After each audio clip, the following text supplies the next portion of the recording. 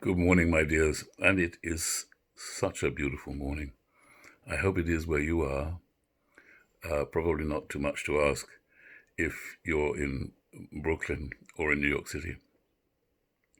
But how it is in Oregon for our Oregonian, I have no idea. I hope it's as beautiful as it is here. Blue, blue sky. So I thought, in order to share a few moments with you relating to Billie Chernicoff's poems, I'm sure you can see, if you look at her face, you can see something of the beautiful woman who should have written these poems and did. She suits her poetry. So I'm looking at a poem of hers, the longest one in the book, with the wonderful title, Imparadised. Imparadised. Milton's words, which she quotes so beautifully, imparadised in one another's arms. what could describe it better? So the poem itself goes, folio of all your faces I wed. A folio is a form of bookbinding, and best known to people who are not bookbinding scholars as referring to various editions of Shakespeare's works, first folio, second folio. These are a particular kind of binding which I can't tell you about because I know nothing of binding. So a folio is a binding, it's a book. Folio of all your faces I wed. That, just leaving it there without running the first line on into an enjambment, a word I hope you know, a French word, enjambement, making a leg of, or maybe making two legs of, or maybe moving one leg over another. It's the process of continuing a syntax or a breath, an utterance, past the end of the line. Just thinking, not marble, I'm thinking Shakespeare now, not marble, nor the gilded monuments of princes shall outlive this powerful rhyme. That's two lines of verse, but thanks to enjambment it becomes one, not marble, nor the gilded monuments of princes shall outlive this powerful rhyme. The rhyme being the poetry, not just the rhyme, or what we call the rhyme. What they called the rhyme was rhyming, writing poetry. So if you read folio of all your faces I wed, it's a wonderful line. We do, when we wed, marry many faces. Each person has many faces. Folio of all your faces I wed the last hours of day. Hours of salt come without any sadness at all. So, complicated mood there. I wed the last hours of day, is that it? No, maybe not. Folio of all your faces I wed. The last hours of day, hours of salt, come without any sadness at all. But maybe they come as a folio of all your faces that I wed, those last hours of day. Hours of salt are the hours of grief, are the hours of crying, but they come without sadness. Why are they hours of salt?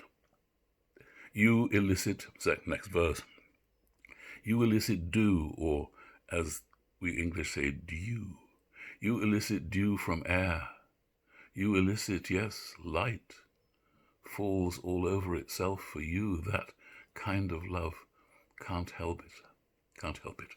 And maybe that's a line that exists all on its own. There is no enjambment. Maybe the line is, you elicit dew from air. You elicit, yes. Yes is what you elicit. as well as dew from air.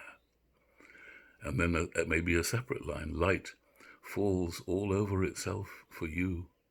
That kind of love can't help it. So there's enjambment there, but following through from that onto the next line, kind of love.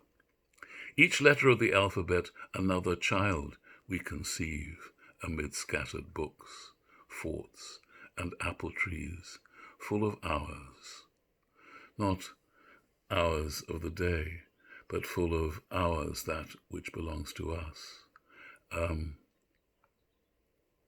Maybe our letters, each letter of the alphabet, another child we conceive amid scattered books. But if you take just the first line, each letter of the alphabet, another child, that has its own beauty. But if you go on, each letter of the alphabet, another child we conceive, the second line, amid scattered books, all those books lying around, are all children and letters of the alphabet. Forts and apple trees full of ours and our what? Our scattered books, our letters of the alphabet, our other children. Forts and apple trees are great places for children. Falling, new fourth line, falling, what a fresh thing to do. A sleeping grass, a body breathing. I remember the future better than the past. A lovely, provocative, poetic statement. I think it's possible to do that. I think the past eludes us sometimes, and we'd be better off to remember the future. Falling, what a fresh thing to do. It is a fresh thing. Every time you fall afresh. You fall anew. A sleeping grass, a body breathing. It's true how one feels oneself to be that thing. When sleeping in grass, when lying in grass. A sleeping grass, a body breathing, I. That could be a line on its own. It is. That's written on its own. We're breathing I, a body breathing I.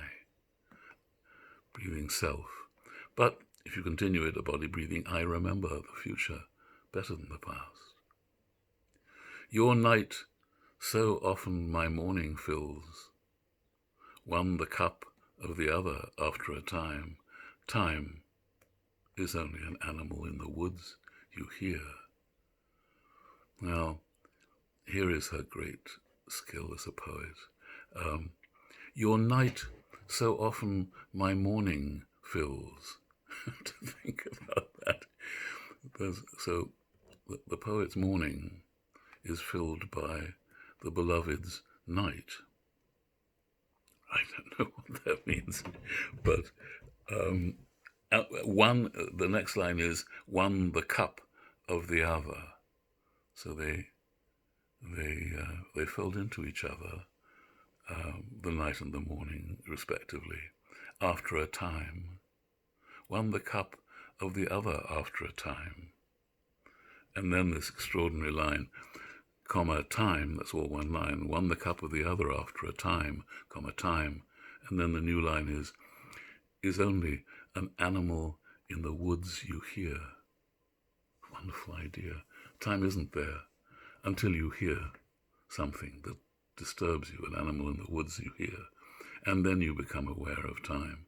So time is a wild, unexpected thing that comes and goes. Time is only an animal in the woods you hear. That's a wonderful line. Just to be able to write that one line seems to me to be majestic. Whatever you lost is still somewhere. Molecules of an afternoon exhaled from some other lips far away. And indeed, whatever we lost is still somewhere. And these molecules do not entirely disappear. They're exhaled molecules of an afternoon exhaled from some other lips, far away. Shakespeare himself meditated on this in the great graveyard scene in Hamlet, where Hamlet is inclined to think about the clay forming the wall or forming the earth in which someone is buried, being made of particles of great Caesar, as he said, how at a molecular level the earth passes on, recycles endlessly. An ode in the morning from an odalisque.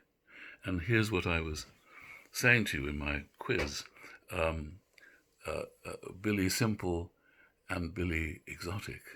An odalisque is a worshipful painting featuring a beautiful lady stretched out on a sofa, on a couch of some kind. Couches are very ancient. We've been painting odalisques forever. An ode in the morning from an odalisque. To be an odalisque is to have a certain kind of perfect beauty, a beauty that is looked at, a beauty that is mysterious, that preserves its mystery from the watcher. And of course, ode and odd, an ode in the morning from an odalisque.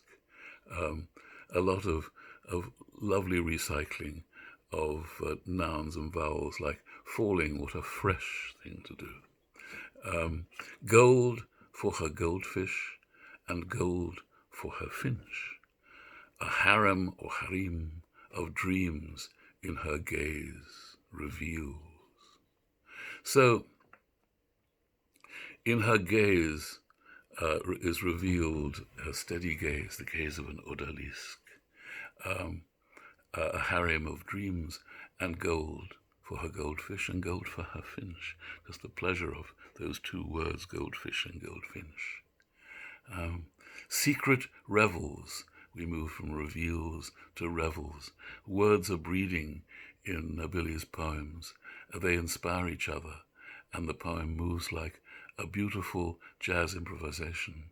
Secret revels of a happy woman who never loves a thing for the last time. What a nice thought. A little bird perched on her finger. Is the little bird a secret revel of a happy woman?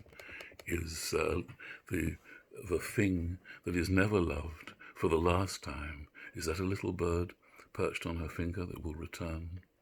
What a thing is a man, she says, Shakespeare never far from her mind, most poets' mind. The ears of a satyr, the classical figure, a horned creature, a goat-footed man, with bulging eyes and a lewd tongue. Certainly satyrs have a lewd tongue. They are lewd creatures. A forehead furrowed with love. But how much is the line writing the poem? And how much is the poet writing the line? A forehead furrowed. Is that's the wonderful ability of our poet to let the poem write her. He had an ironic bone in his body. It's a funny reference to the kind of thing that we say, he doesn't have an ironic bone in his body. Well, he had an ironic bone in his body with a growl in its voice, even a glance vexed to friendliness. Vexed to friendliness. The glance, it was vexed. It was vexed to friendliness. A complicated idea. And where is the poem going? And how is it moving through the mind, through the heart, dreaming? In the half-light of love, a quiet, no consequence thronged, dark wood disturbs, nor palace of light persuades. And the beauty of this poem is its freedom with syntax, the organization of the sentences, surprising, constantly turning back on themselves, turning you back on the poem, obliging you to read it again. It's a subtle secret of Billie's, which I recommend to you in all its poetic delight. Have a lovely day, my dears. I hope there's sunshine in Oregon. I hope there's sunshine in your lives as there is in mine. A perfect, gorgeous day. Dear poets, enjoy.